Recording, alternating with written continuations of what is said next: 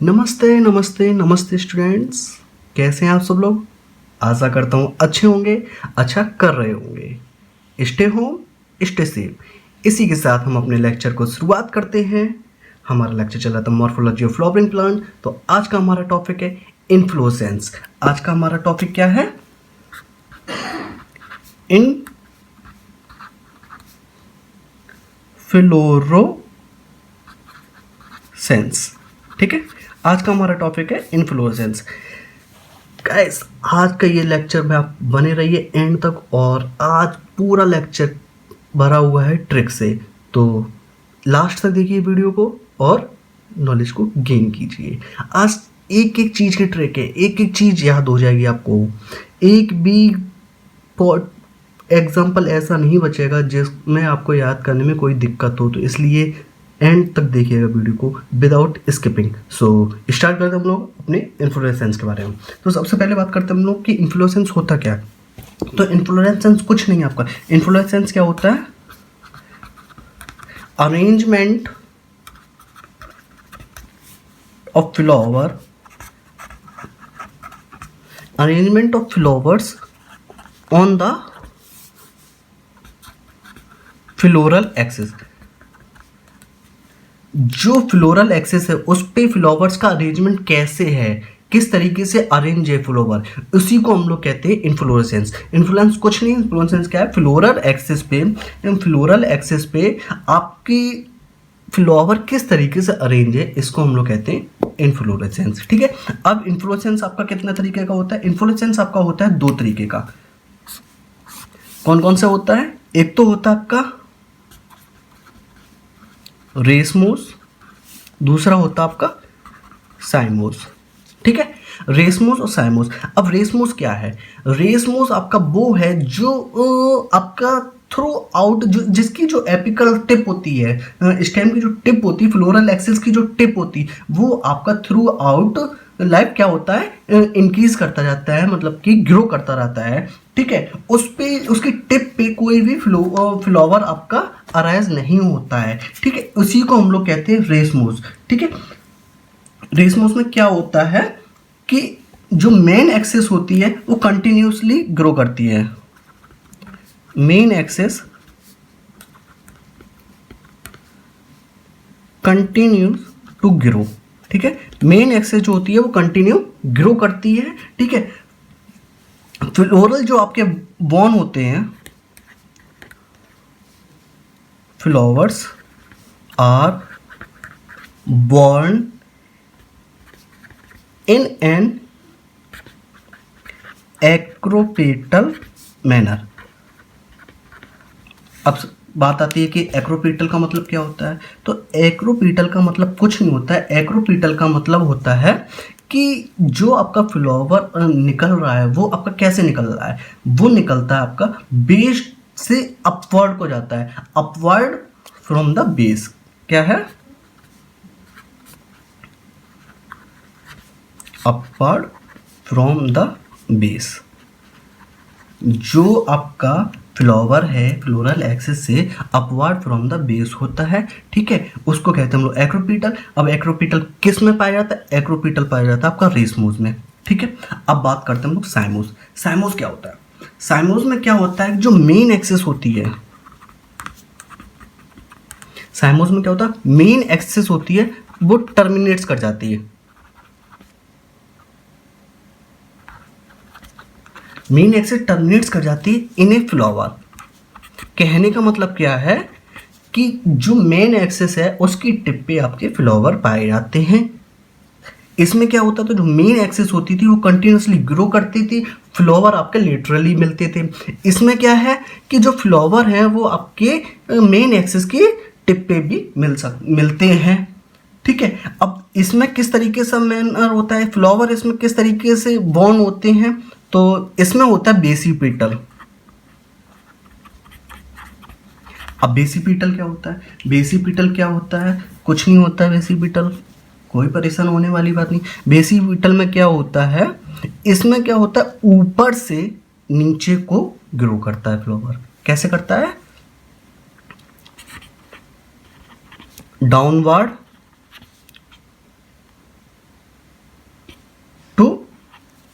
Base, base की तरफ grow करता है, ऊपर से नीचे की तरफ ग्रो करता है। अब दूसरी बात आती है, जब जब ये साइमोस होगा तब तब ये कैसा होगा आपका, सॉलिटरी होगा। ठीक है, जब जब साइमोस इन्फ्लोरेसेंस होगा किसी भी प्लांट में तो उसमें सॉलिटरी होगा। अब सॉलिटरी वर्ड जो आपकी बुक में दे रखा है, सॉलिटरी वर्ड का मतलब क्या होता है? सॉलिटरी वर्ड का मतलब कुछ नहीं है, बस सिंपल सा सॉलिटरी वर्ड का मतलब ये है कि जो फ्लावर आपका इन्फ्लोरेसेंस का पार्ट नहीं होता है उसको हम लोग कहते हैं सॉलिटरी। सॉलिटरी क्या है? The flower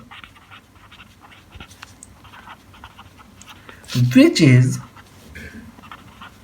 not a part of inflorescence। ठीक है, सॉलिटरी का मतलब क्या होता है? जो फ्लावर आपका इन्फ्लोरेसेंस का पार्ट नहीं होता है, जो फ्लावर आपका इन्फ्लोरेसेंस का पार्ट नहीं होता है उसको कहते हैं हम लोग सॉलिटरी। और ये आपका किस में पाया जाता है? साइमोस में। जब जब प्लांट साइमोस इन्फ्लोरेसेंस होगा जिस प्लांट में, उसमें सॉलिटरी भी पाया जाएगा, सॉलिटरी होगा, उसमें जो फ्लावर होगा वो इन्फ्लोरेसेंस का पार्ट नहीं होता। अब सबसे बड़ी बात आती है कि रेसमोस में कौन से प्लांट आते हैं, रेसमोस में कौन से प्लांट आते हैं, साइमोस में कौन से प्लांट आते हैं। तो सिंपल सा हमें केवल अपने एनसीईआरटी के बेस पे चलना है, तो हमें सिंपल से तरीके से क्या पढ़ना है? रेसमोस में केवल और केवल फेबिएसी फैमिली के आते हैं। ठीक है, रेसमोस में फेबिएसी फैमिली में आने वाले जितने भी प्लांट्स हैं वो सारे के सारे रेसमोस में आएंगे। और साइमोस में जितने भी आते हैं प्लांट्स वो या तो आपके सोलेनेसी फैमिली के होंगे या आपके लिलिएसी फैमिली के होंगे। ठीक है, सिंपल सी बात है, परेशान होने वाली अब तो कोई बात ही नहीं। हमारी बुक में इन्फ्लोरेसेंस वाली जगह पे कोई भी एग्जाम्पल नहीं दे रखा है, लेकिन आपके एग्ज़ाम में इस टॉपिक से एग्जाम्पल के फॉर्म में भी क्वेश्चन आते हैं कि किस प्लांट में कौन सा इन्फ्लोरेसेंस है। तो वो आपका दिया रखा है, आपके जो फैमिलीज दे रखी हैं उसमें आपके एग्जाम में इसका इन्फ्लोरेसेंस का जिक्र किया हुआ है। ठीक है, तो उसी से हमने यहाँ पे लिखा हुआ है कि जो फेबिएसी फैमिली में कौन सा इन्फ्लोरेसेंस पाया जाता है वो रेसमोस होता है, और सोलेनेसी और लिलिएसी फैमिली में जो इन्फ्लोरेसेंस पाया जाता है वो आपका साइमोस इन्फ्लोरेसेंस होता है। ठीक है, तो अब हमारा इन्फ्लोरेसेंस खत्म हो गया। अब हम लोग आगे बढ़ते हैं और आगे हम लोग शुरुआत करते हैं किसकी? अब हम लोग पढ़ेंगे। ठीक है, तो हमारा नेक्स्ट टॉपिक क्या है? फ्लावर। फ्लावर आपका क्या होता है? फ्लावर आपका क्या है? एक रिप्रोडक्टिव यूनिट है एंजियोस्पर्म की। ठीक है, फ्लावर क्या है? रिप्रोडक्टिव यूनिट है एंजियोस्पर्म्स की।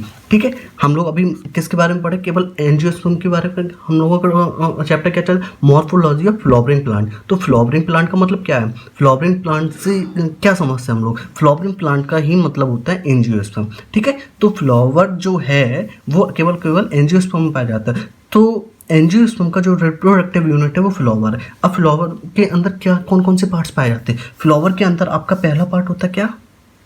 कैलिक्स होता है। ठीक है, कोरोला होता है। ठीक है, एंड्रोसियम होता है। ठीक है, और गाइनोसियम होता है। यही हमारे पार्ट होते हैं। ठीक है, एंडोसियम और गाइनोसियम। ठीक है, कैलिक्स और कोरोला जो होता है वो होता है एसेसरी सेक्स ऑर्गन होते हैं। ठीक है, एंड्रोसियम और गाइनोसियम जो होते हैं वो हमारे एंड्रोसियम और गाइनोसियम जो होते हैं वो हमारे reproductive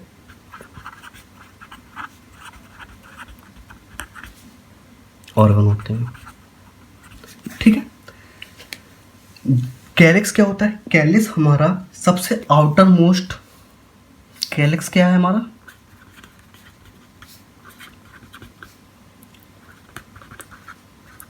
outer most world of flower होता है, ग्रीन कलर का होता है।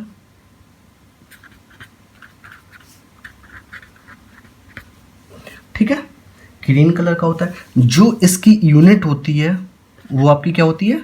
सेपल होती है। ये आपकी क्या है, यूनिट होती है कैलेक्स की। ठीक है, जो सेपल्स को इकट्ठा कर करके जब सेपल्स आपके जुड़ जाते हैं सब आपके, ठीक है, तो वो बना लेता क्या, गेमोसेपल्स। व्हेन जब ये सेपल्स आपके क्या होते हैं, यूनाइटेड होते हैं। ठीक है, जब सेपल्स आपके फ्री होते हैं तो ये कहलाता है क्या, पॉलीसेपलस। जब सेपल्स आपके फ्री होते हैं। ठीक है, ये तो बात हो गई हमारी कैलेक्स की। ठीक है, अब बात करते हैं हम लोग कि कोरोला क्या होता है। ठीक है, अब बात करते हैं हम लोग कोरोला के बारे में।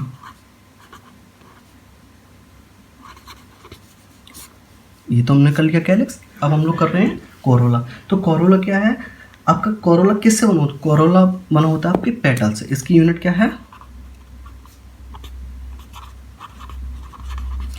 जो फूल की जो पत्तियां होती हैं, जैसे गुलाब की जो पंखुड़ियाँ होती हैं, पत्तियां होती हैं, उनको हम लोग कहते हैं पेटल। और जो उसमें ग्रीन ग्रीन कलर की जो चीज़ पाई जाती है वो हमारी क्या होती है, कैलेक्स। ठीक है, तो कोरोला की जो यूनिट है वो हमारी क्या है, पेटल होगी।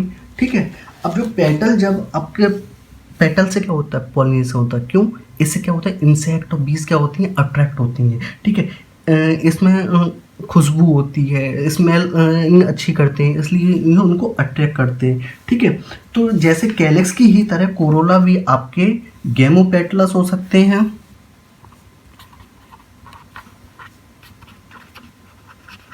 गेमोपेटलस कहने का मतलब क्या, जब सारे के सारे आपके पेटल कैसे हो, यूनाइटेड हो, सारे के सारे जुड़े हुए हैं।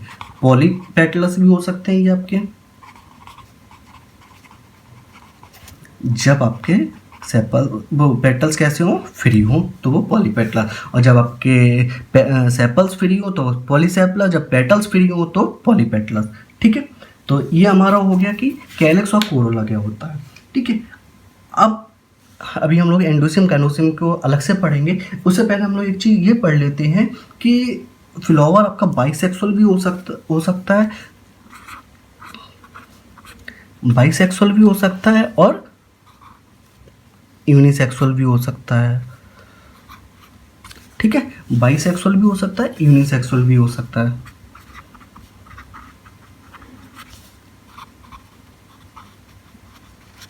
बाइसेक्सुअल भी हो सकता है, यूनिसेक्सुअल भी हो सकता है। बाइसेक्सुअल कब होगा, जब आपके स्टेमन और कार्पल दोनों के दोनों आपके एक ही फ्लावर पे पाए जाएं तो वो स्टेमन या कार्पल होंगे। स्टेमन कार्पल या एंडोसियम गाइनोसियम आपके, मान लीजिए एंडोसियम और गाइनोसियम भी आपके एक ही फ्लावर पे। एंडोसियम गाइनोसियम का ही मतलब है स्टेमन और कार्पल, कुछ अलग से मतलब नहीं है। ठीक है, यूनिसेक्सुअल में क्या होता है, या तो स्टेमन पाया जाएगा एक फ्लावर पे, तो दूसरे फ्लावर पे आपका कार्पल पाया जाएगा। ठीक है, इस तरीके से यूनिसेक्सुअल बाइसेक्सुअल के फॉर्म में फ्लावर का आपका क्लासिफिकेशन हो गया।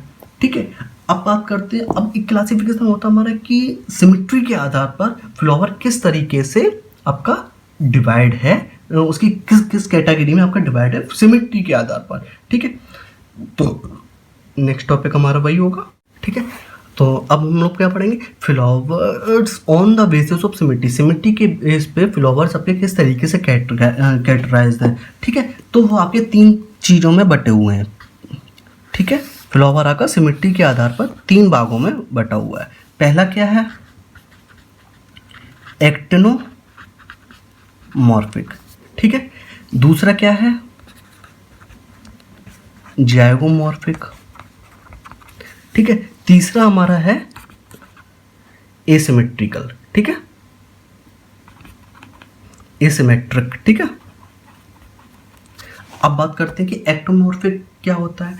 एक्टोमॉर्फिक कुछ नहीं है, एक्टोमॉर्फिक आपकी होती है रेडियल सिमेट्री वाले। ठीक है, जाइगोमॉर्फिक जो होते हैं वो हमारे होते हैं बाइलेटरल सिमेट्री वाले। ठीक है, एसिमेट्रिक क्या होते हैं, वो इरेगुलर होते हैं, इनकी कोई भी सिमेट्री नहीं होती है। ठीक है, इरेगुलर होते हैं। ठीक है, अब चलिए पहले इनके एग्जाम्पल बता देते हैं, उसके बाद हम बताते हैं कि रेडियल होते क्या है, एक्टोमॉर्फिक होते कैसे हैं, क्यों हम लोगों ने इनको अलग अलग बांटा गया है। ठीक है, तो हम सबसे पहले हमारा इसके बारे में पढ़ते हैं एक्टोनोमॉर्फिक। इसका हमारा एग्जाम्पल क्या है, धतूरा, धतूरा में पाया जाता आपका। ठीक है,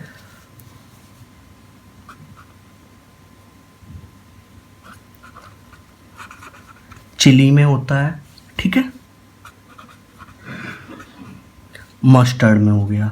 ये आपका होता है एक्टोनोमॉर्फिक इन सारे चीज़ों में। ठीक है, जाइगोमॉर्फिक में क्या होता है,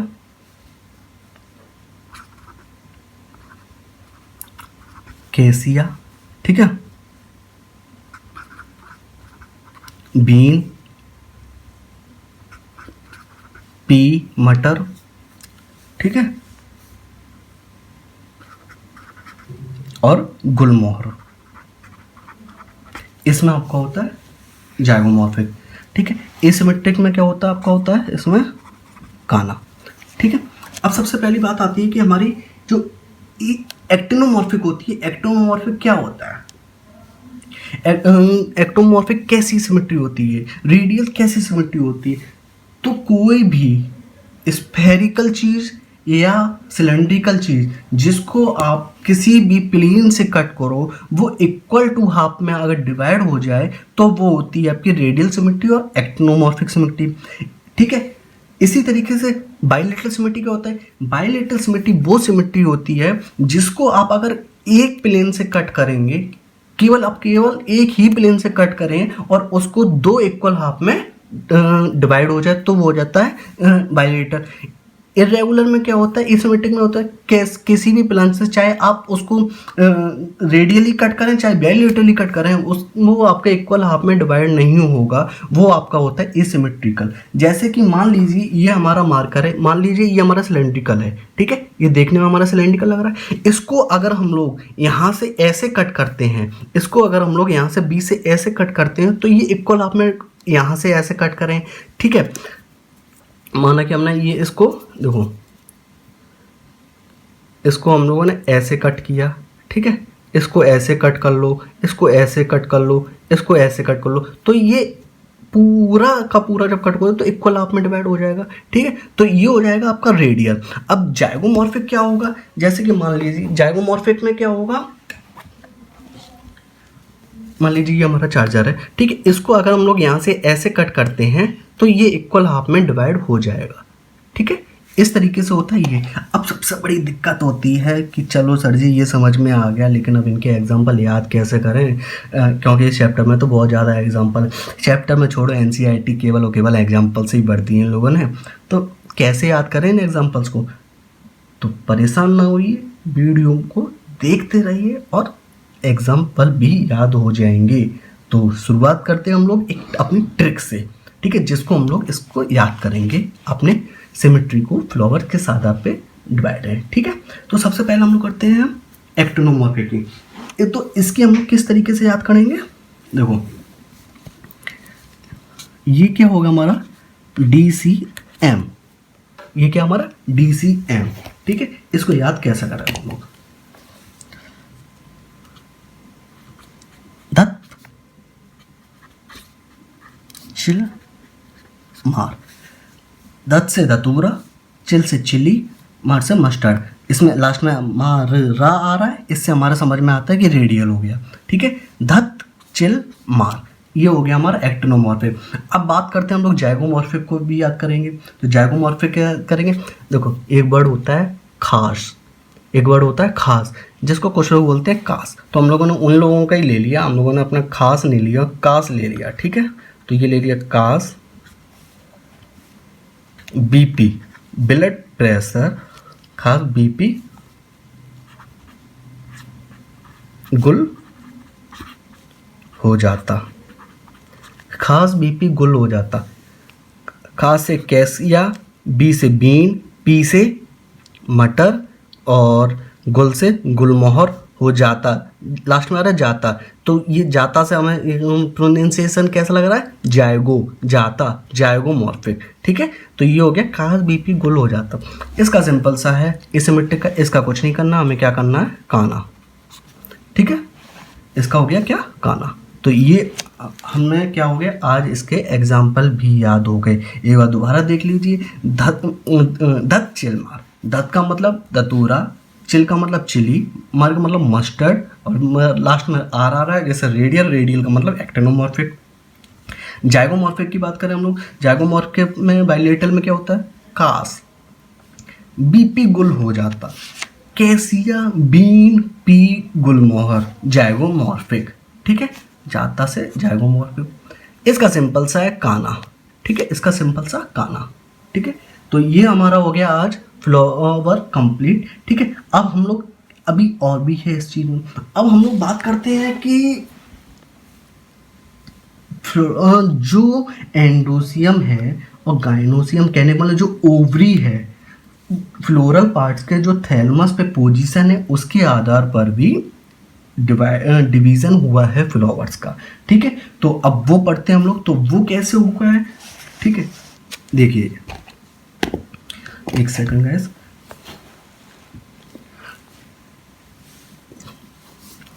देखो, बेस्ड ऑन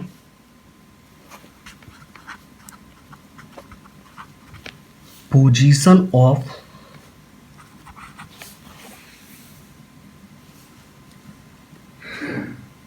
कैलिक्स,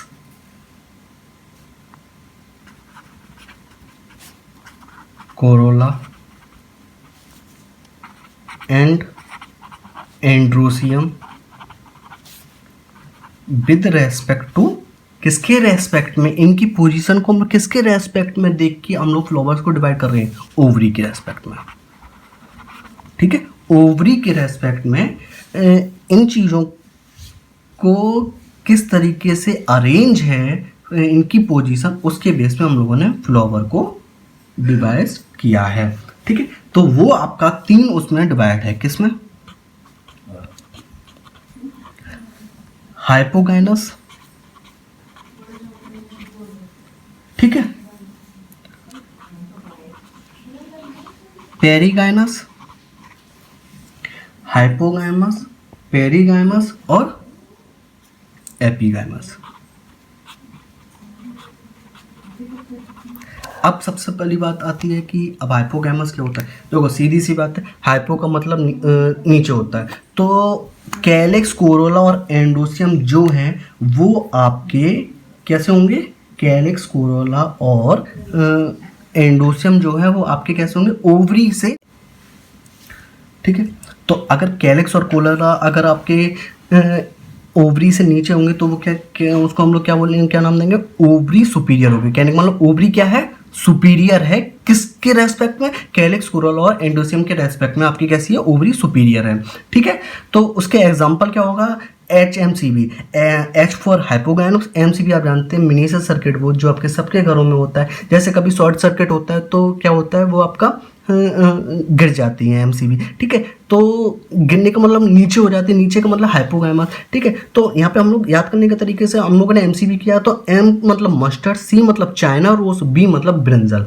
M मतलब मस्टर्ड, C मतलब चाइना रोज, B मतलब ब्रिंजल। ठीक है, अब बात करते हैं हम लोग पेरिगाइनस की। पेरिगाइनस में क्या होता है, जो या तो आपकी ओवरी थोड़ी सी कैसी होगी, नीचे होगी, किसके रेस्पेक्ट में, कैलिक्स, कोरोला और एंडोसियम के रेस्पेक्ट में, या तो आपके जो कैलिक्स, कोरोला और एंडोसियम है वो थोड़े से नीचे होंगे, किसके रेस्पेक्ट में, ओवरी के रेस्पेक्ट में। ठीक है, तो इसको हम लोगों ने नाम दिया हाफ। तो जैसा कि पेरिगाइनस में क्या होती है, जो ओवरी होती है वो आपकी हाफ इन्फीरियर ओवरी होती है। कैसी होती है, हाफ इन्फीरियर ओवरी, किसके रेस्पेक्ट में, कैलिक्स, कोरोला और एंडोसियम के रेस्पेक्ट में। मतलब क्या इसका, कि जो कैलिक्स, कोरोला, एंडोसियम या तो थोड़ा सा ऊपर होंगे ओवरी से, या तो ओवरी के थोड़ा सा नीचे होंगे, इसलिए उसको हाफ इन्फीरियर ओवरी कहते हैं। अब इसके एग्जांपल क्या है, PPRP, P for perigynous, P for plum, R for rose and P for peach. P for perigynous, P for plum, R for rose, P for peach, ठीक है। इसी तरीके से एपिगैनस होता है। एपिगैनस में क्या होता है, इन्फीरियर ओवरी होती है। इन्फीरियर ओवरी का मतलब जो इसमें ओवरी होती है वो आपकी कैलिक्स कोरोला एंडोसियम के बिल्कुल नीचे होती है। इसमें क्या एपिगैनस में बेसिकली क्या होता है, कैलिक्स कोरोला एंडोसियम से पूरी तरीके से पैक हो जाती है ओवरी, ठीक है। तो इसको इसलिए हम लोग कहते हैं इन्फीरियर ओवरी, ठीक है। अब इसको एग्जाम्पल करने के लिए क्या होता है, इजी स्क्रू ड्राइवर, ठीक है। इजी की वैसे स्पेलिंग होती है EASY, लेकिन इसको हम लोग प्रोनाउंसिएट करते हैं तो हम लोग लास्ट में बाई जी आता है, लगता है हमें, तो इसलिए हम लोगों ने इसको इजी कर लिया। तो इजी स्क्रू, इजी के ई से एपीफाइलस हो गया, जी से गुआवा हो गया, स्क्रू के एस से हो गया हमारा सनफ्लावर, क्रू से हो गया हमारा कुकम्बर, ठीक है। तो ये हमारा हो गया flower based on position of calyx corolla androecium with respect to ovary. हम लोगों ने पढ़ा क्या, flower on the basis of symmetry, ठीक है। हम लोग फ्लावर्स के पार्ट्स पढ़े, हम लोगों ने ये भी देखा कि वो यूनिसेक्सुअल और बाइसेक्सुअल के आधार पर भी देखा हम लोगों ने, ठीक है। हम लोगों ने इन्फ्लुएंसेस के बारे में देखा। तो अगर स्टूडेंट्स आप लोगों को ये वीडियो हेल्पफुल रही हो, आपके लिए, आपको वीडियो अच्छी लगी हो तो प्लीज़ लाइक कीजिए, अपने दोस्तों के साथ शेयर कीजिए, ज़्यादा से ज़्यादा शेयर कीजिए जिससे उन लोगों तक भी ये पहुँचे, और प्लीज़ हमारी थोड़ी सी मदद कीजिए। और अगर आप चैनल पर नए हैं तो प्लीज़ चैनल को सब्सक्राइब करके जाइए और बेल आइकन को भी दबाइए, जिससे आपको नए वीडियो की नोटिफिकेशन तुरंत मिलते रहे। Thank you.